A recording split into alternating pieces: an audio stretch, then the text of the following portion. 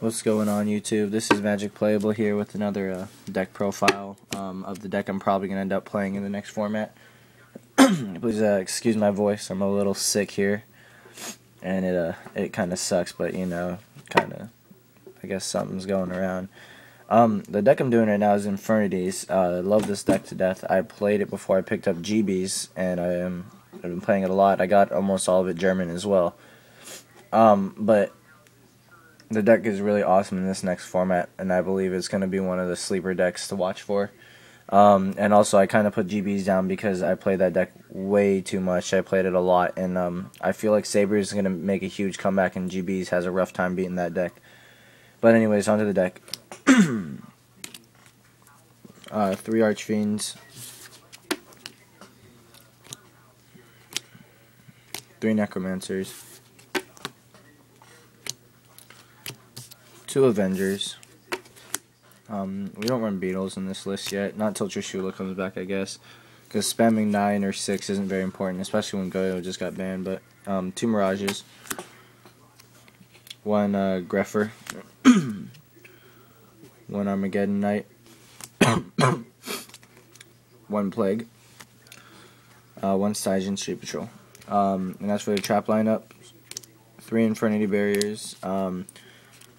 I don't have the 2 right now. I just sold a set for like 90, or traded off a set for like 90, and I'm just picking them back up again. I'm looking to pick up German barriers as well this time. So last time I kept making promises to myself about like, hey, I need German barriers, but now I actually mean I'm gonna pick up German barriers this time. So yeah. 3 Infernos. Inferno's really good. A lot of people have been cutting this card to 2 or 1. I think that's completely wrong. Well, it's a dead draw once in a while. Dumping your hand is completely critical with this deck. So, Inferno is really, really good here. Triple Trap Stun. I think this is another thing that's completely important in this format. You need to run Triple Trap Stun because it's going to be a trap-heavy format next format, and Book's only at 1, and that's the only card that really affects you that you care about. You semi-phase trap stun them, and then you can go off through your loop, and they can't solemn warn you or anything. This build is more of a combo-orientated build, so it doesn't run too much protection. It does run 2 solemn warnings, the standby. It runs 2 bottomlesses, runs a Mirror Force. It runs 1 Infernity Break. A lot of lists run 2. I used to run 2, but I need to fit 2 MSTs into this deck as well, and amongst other things. And yeah, 1 Judgment, double MST, 1 Dark Hole, 1 Launcher, 1 Book of Moon. This was the card I cut one of the breaks for, is a book, because this deck used to not run any main deck books. It used to run 3 on the board, but Book's at 1, so it's a really good spell to have, so might as well run it. Especially when everyone's going to be running Trap Stuns. I was thinking about throwing a 7 Tools over one of the Trap Stuns as well, but we all don't know how that. I had to test that one out. 1 Reborn, 1 for 1, 1 for 1. 1 Trunade, 1 Foolish, 1 Rhoda.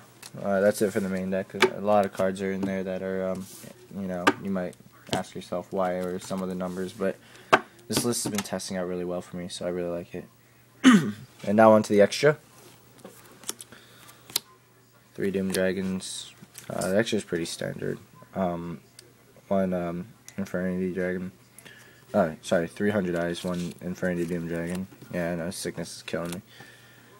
2 Stardust Dragons. I did replace Goyo with a 8-star, but, with this deck, it's a lot easier going into 8 than it is 6 in the first place. And in the second place, if you go into 6 more than, like, 50% or 60 or 70% of the time, you just want to go into Bryonic anyways.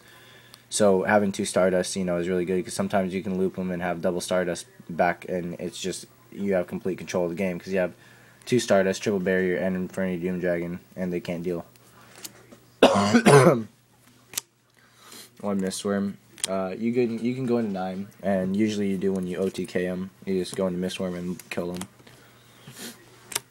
And the Scrap Dragon, this guy's really good. 1 BRD, you can go into 7 on occasion. Sometimes it's needed, you know. Sometimes you just need a 7 drop that's there. And this one, I choose this one because he can, you know, blow the world and have you reset and start up again. 1 Colossal Fighter.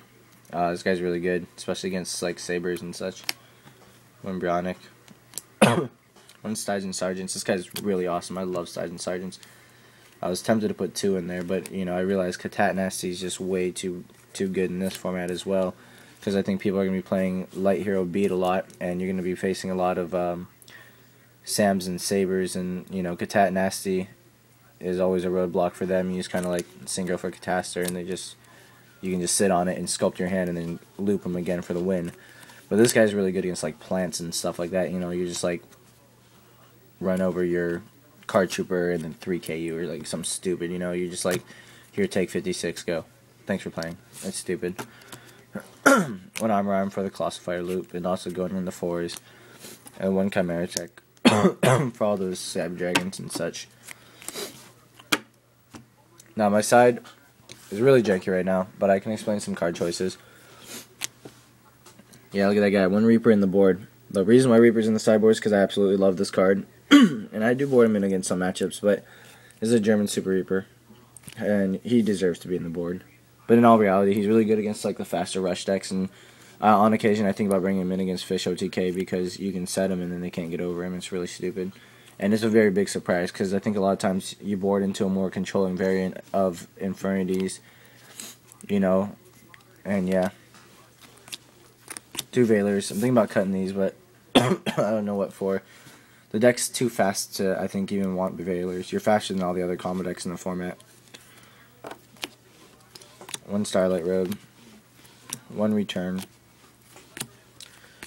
3 Thunder Kings. Usually against a lot of the combo decks or like even GKs, which is a control deck, I understand. You you board into a slow grind plan where you just board in like Thunder Kings and Raikos, and you can just slow grind them out with these cards until you set up and you just push for the win. I do it all the time, so it's really good. Also, Thunder King, I believe, is like the best card in the format right now. Cyber Dragon's usually coming against Machinas and such. I have 1 Dust, you know, hate Necker Valley or like back row hate. If you're expecting to see some, what you call it, like D-Fishers come in against you, you know, you bring in the Dust and such. Triple Raiko for the same reason as Dust, because if you're expecting like D-Fishers or anything, you know, you Raiko them, or you, if you're expecting, you know, you gotta hit Necker Valley somehow, so your package against them is usually you bring in like this, and then you usually just, you know, you board out some of your combo pieces, but not all of them, and you just hide behind these guys until you can slow grind them out for the win. Oh, and 1 Mind Crush. That's the last card in there. Mind Crush is just too good also. It's really good in Sabers and Sams. If you guys have any other ideas for this side, you know, it's pretty jank right now. I know that. But that's what I'd come up with. I really like triple T-King and triple Raiko in the board. Other than that, you know, I was thinking about boarding in some Chaos Oysters as well, because you can board into Chaos, but, you know, then it's not even needed. Alright guys, comment, rate, subscribe. Sorry for being sick again.